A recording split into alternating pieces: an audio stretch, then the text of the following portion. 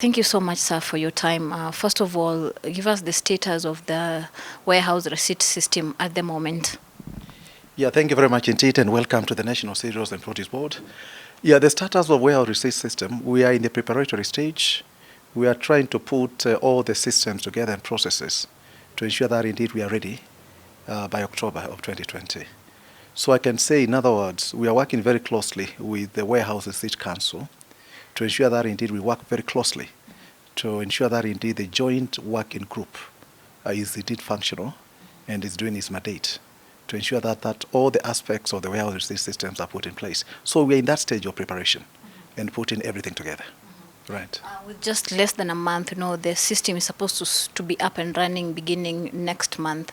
How many, or rather, how much maize are you ready to receive beginning October? Well, the focus we have is that we are going to have a bumper harvest in this season, and we are projecting to receive in excess of 5 million bags for the WRS purposes. So that is our projection.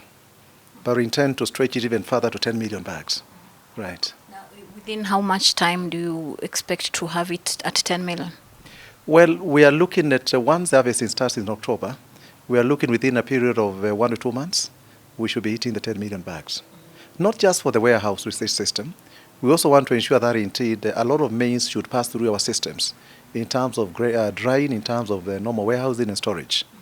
Because you realize that there is a lot of wastage of cereals because of poor storage services. And that is what we intend to offer at the National Cereals and Produce Board, to ensure that indeed we offer farmers that kind of support in terms of providing good storage solutions to those farmers. And for those that are just hearing this for the first time, what would a farmer expect on that day when they're ready to bring their maize here? How does the system actually work? The way the system is going to work, as I've said, there is a joint working group between ourselves and all the stakeholders, including the Warehouse Receipt Council. The way it is going to work is that farmers will actually bring their produce in our stores. We must confirm indeed it conforms to the standards which we have in this country for grain storage. This is going in terms of the moisture content and also the extent of the aflatoxin infestation. It should be within the standards which are set in this country.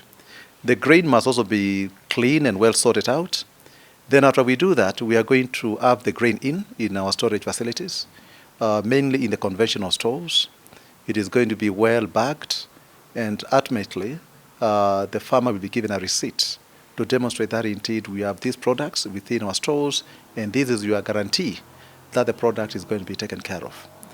Then after the receipt has been given to the farmer, it will now be incumbent upon the farmer to decide when he's going to sell off the produce to the market, depending on the price which he or she wants to sell.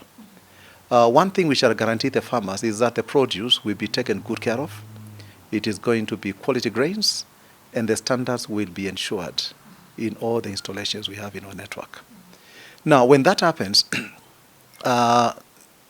looking in terms of the end result, we expect to have COMEX.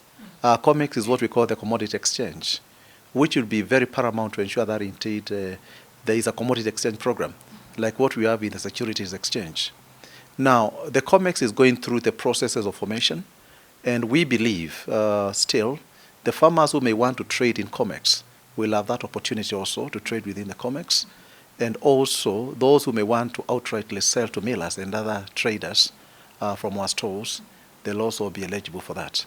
The ultimate objective of all this is to ensure that indeed we give what we call grain management services on a one-stop shop basis, where the farmer can indeed get the storage facilities, the warehousing, the farm inputs, including also the linkages with financial intermediaries for the sake of support going forward. In terms of the cost, maybe someone could be wondering, is it going to cost them, and if so, then how much?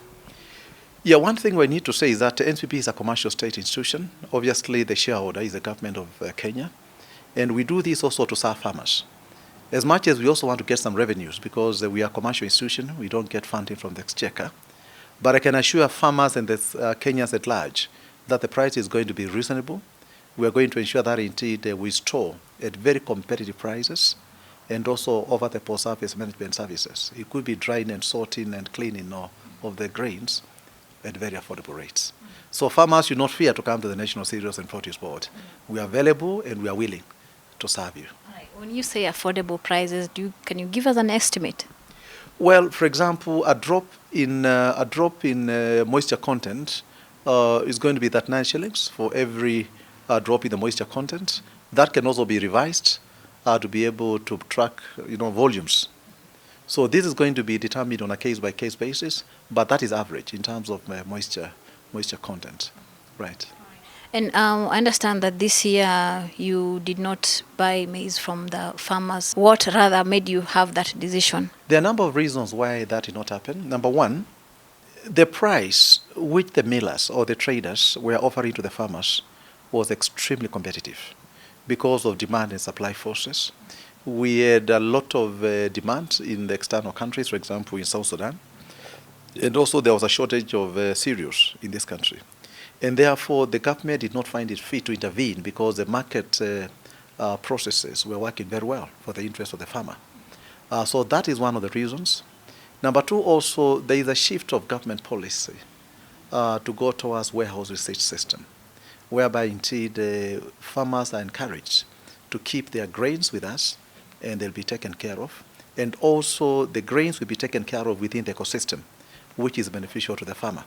So again, in terms of the management of post-harvest post-harvest losses, it was critical for the government to make a decision that will not buy maize directly from the farmers. Among the reforms that were supposed to take effect in NCPB was vetting of staff. Right. Would you give us an update of that process? That is one of the critical reform process which you need to implement as a National Cereals and Produce Board. One thing we need to appreciate is that these are reforms driven from the Cabinet. The Cabinet made a decision that indeed NCB need to reform its business model. Now, one of the areas of reform is to ensure that indeed we have the necessary skill sets and competencies to support that reform process. And therefore, one of the directives from the Cabinet was to ensure that indeed the staff go through a suitability sort of assessment so that we can place our staff appropriately. Now, what we are doing right now, we have commenced a process. We have come up with a revised organizational structure to support or anchor the reforms because there are new business models which will have to be supported by appropriate staff. And therefore, we have actually checked on that. Now, the next stage, based on board directives, the board of directors support, is to ensure that we go to the second phase. And the second phase will be to do the guidelines, first of all, on how the vetting will be conducted, and also the budgetary commitments to that process, so that indeed we can commence a process. So I can say in a nutshell, the process has not begun, but it is earmarked for implementation in the next few months. What will you be looking, to get from the vetting? Do you see yourself, letting go of some of the staff because of maybe positions that you think should not be there? Well, one thing about our staff, we are very qualified staff within our establishment, very committed staff. The issue of vetting of staff is just to ensure that indeed we have the right people in the right positions. So the issue is about retrofitting of staff, so that indeed we are not doing a job which we are not qualified for. So what I foresee is retrofitting of staff, rededication of staff, so that indeed they can be more productive in those areas which they are employed to do. And also, most importantly, for staff also to scale up their ethical and integrity issues. We want to have an institution which is promoting ethical behaviors and the national values in this country. So that is what I foresee in the vetting process, retrofitting of staff, and also rededication of staff, so that indeed they can be more productive in the various roles. Obviously, there will be adjustments where people will be placed appropriately, and it's a process whereby we are all looking forward to implement it. Right. And on the registration of farmers, do we now know how many farmers we have in Kenya? Yes, the registration of farmers is not entirely done by the National Cereals and Produce Board. Obviously, we have a segment of registration of farmers, which we have in our database, but you find the county governments and other institutions also register farmers.